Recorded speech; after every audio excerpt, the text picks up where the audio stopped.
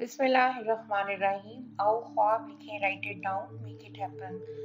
आज की वीडियो ईश्वरपुरी जी के एक लेक्चर में से ली गई है। आपने ये कहानी बहुत दफा सुनी होगी, मगर आए आज फिर इस कहानी का जिक्र करते हैं। इंडिया में एक राजा था जो बहुत मशहूर था अपनी तीर कमान में महारत की वजह से। वो इतनी महारत से अपने टारगेट को हिट करता कि उसकी मिसाल मिलनी मुश्किल थी। एक दफा यही किंग शिकार करके आ रहा था। इसने दूर से देखा महल में छत पे उसकी रानी खड़ी थी और उसका झूमर चमक रहा था। राजा को शरारत का ख्याल आया। उसने निशाना लिया और रानी के झूमर पे हिट किया। वो तीर आराम से रानी के झूमर के दरमियान में लगा और झूमर जमीन पे गिर गया। जब राजा महल में पहुंचा तो रानी ने उसका इस्तकबाल किया। राजा ने पूछा, तुम्हारा झूमर कहाँ पे है? उसने कहा, यहीं कहीं गिर गया होगा।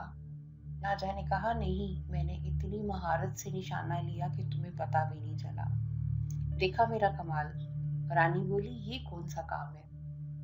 कोई भी इंसान कोई भी काम प्रैक्टिस से कर सकता है। अगर आप प्रैक्टिस करें तो यू कैन डू एनीथिंग। राजा को ये जवाब पसंद ही नहीं आया।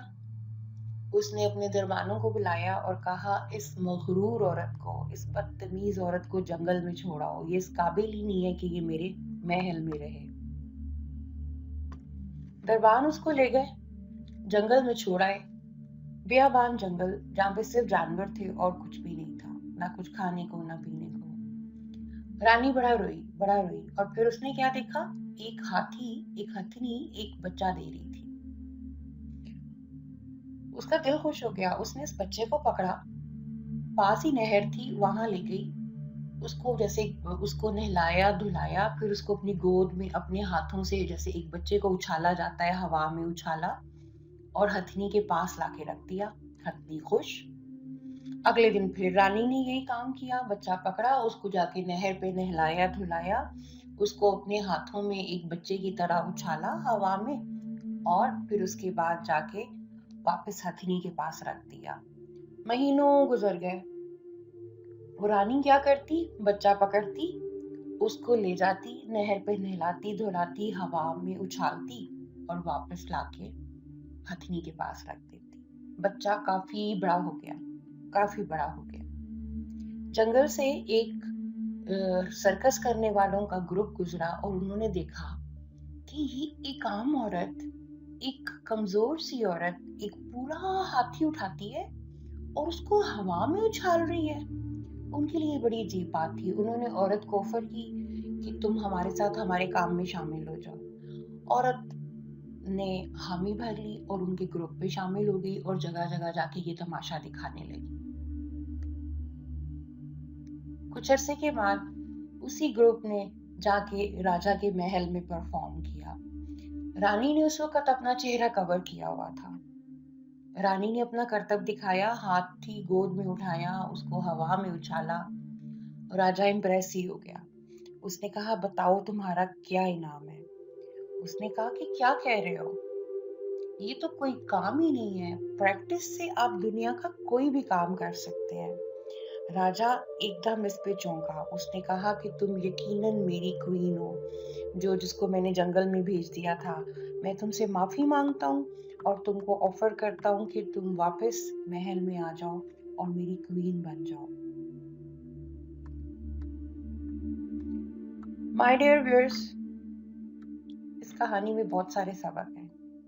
इनिशियली ये कहानी मेडिटेशन के बारे में लिखी गई थी कि जैसे जैसे आप मेडिटेट करते जाएंगे, आपका लेवल ऑफ एक्सपर्टीज लेवल आपका बढ़ता जाएगा।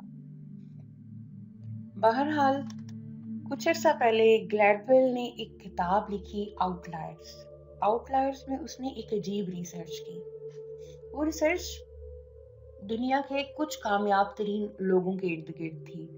ये कामयाब लोग जिंदगी के मुख्तलिफ फील्ड्स को बिलोंग करते थे। कोई म्यूजिशियन था, कोई सॉफ्टवेयर इंजीनियर था। इस रिसर्च में एक बात कॉमन आई कि जितने कामयाब लोग हैं उन्होंने उस चीज में महारत के लिए कम से कम 10,000 घंटे खर्च किए। बीटल्स वो पॉपुलर होने से पहले अपने इंस्ट्रूमेंट्स के साथ 10,000 आवर्स खर्च कर चुका था। बिल गेट्स माइक्रोसॉफ्ट बनाने से पहले 10,000 आवर्स प्रोग्रामिंग पर खर्च कर चुके थे। ये कोई ज़्यादा घंटे नहीं है। अगर आप दिन रात लगा दें, 24 घंटे लगा दें, जो कि थोड़ी नामुमकिन सी बात है, तो ये तकरीबन 1 साल का टाइम है। अगर आप 7 आवर्स डेली इन्वेस्ट करें तो 1 साल में ये सारे घंटे पूरे हो जाएंगे। माय डियर व्यूअर्स, जो भी आपकी ज़िंदगी की गोल्स हैं, उनको पाने के लिए आप अपना पूरा फोकस, पूरी तवज्जो उन पे लगा दें। कोई एक आर्ट पकड़ लें और उसमें इतनी मेहनत करें कि आपको कमाल हासिल हो जाए। माय डियर व्यूअर्स, मेरी ये दुआ है कि परवरदिगार आपको खूब नवाजे, आपसे राजी हो जाए, अपने पसंदीदा लोगों में शामिल कर ले और आप पर अपनी रहमतों की बरसात कर दे। आमीन। अल्लाह हाफिज।